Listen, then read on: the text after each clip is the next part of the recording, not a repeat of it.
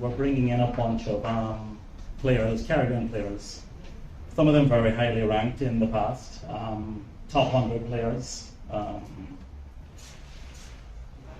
Mr. Darian King, a couple of other guys from Bahamas, Barbados, and they're going to be playing against our Davis Cup team, which consists of, right now, Blaise Bicknell, Randy Phillips, John Chin, Mr. Daniel Zar, our junior.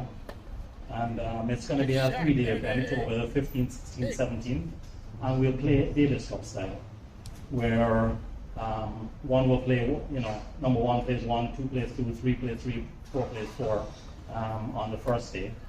We'll have doubles on the second day, and we'll have a reverse singles on the third day.